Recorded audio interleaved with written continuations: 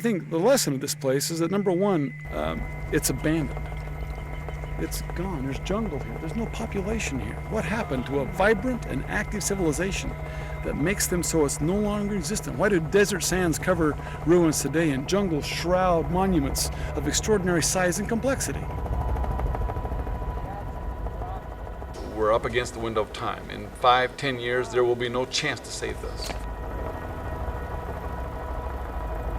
When you consider the hundreds of buildings in a site, plus the dozens and dozens of major sites, it makes it one of the most spectacular accomplishments of human endeavor I've ever seen. He has a laboratory for this that doesn't exist anywhere else in the world. There's nowhere else where the forests and the ecosystem from the ancient Maya is intact, and we can actually excavate and conserve monuments with no other civilizations built on top. This is, you dig 3 feet down and you have pre-classic Maya, cradle of Maya civilization, earliest temples, pyramids. One of the most exciting things we've found at Mirador and other areas in the Mirador Basin is the evidence of a pre-classic collapse. A collapse of monumental proportions that occurred here around AD 150. This was all in place and functioning, and then they walked away forever. What were the processes that made that happen? Well, we found that it all relates to the deforestation, the destruction of their environment. That they cut their forest, it ruined their agricultural capability, and they were unable to maintain populations. The destruction by fire of this area is unprecedented. It's an environmental catastrophe.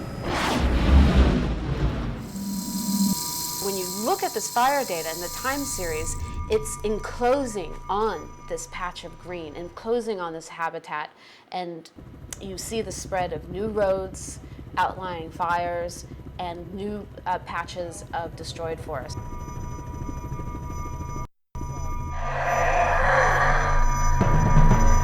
We're looking at a system here. We're looking at massive migration routes of animals and species and all of these things that make the system articulate as an integrated natural system.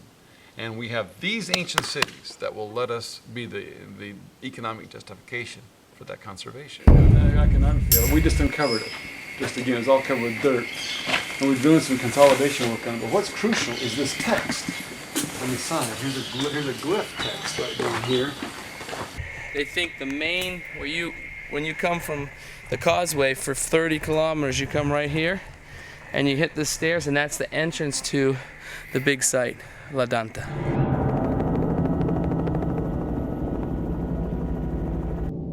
The volume of construction material used in this building is phenomenal, involving, we estimate 15 million man-days of labor to build this one building.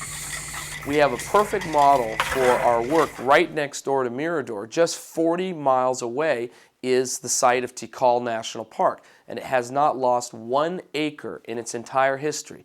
It's cut and burned up on all 3 sides. Right along the edge, it's gone. But inside the park, because it's generating revenue, the government protects it. It employs enough guards and rangers to protect it, and it's been saved, and it will be saved for eternity.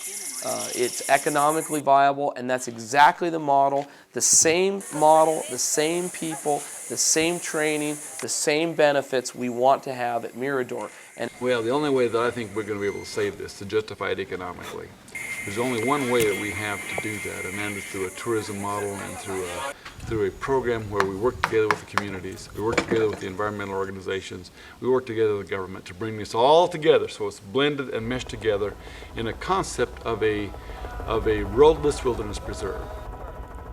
The long-term protection and management, successful management of Mirador is going to be based on everyone having a common vision for that area.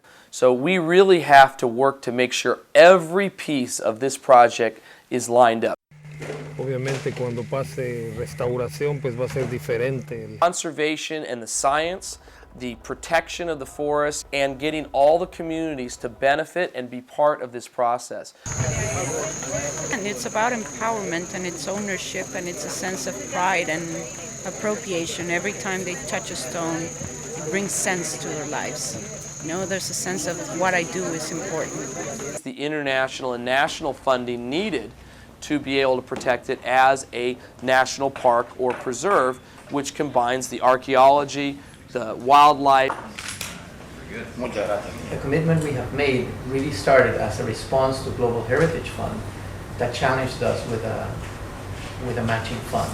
So its importance for historical reasons, but the importance for ecological reasons is huge. This is the last major pristine forest that we have in the country. And we need all the help in the world to save it and to preserve it.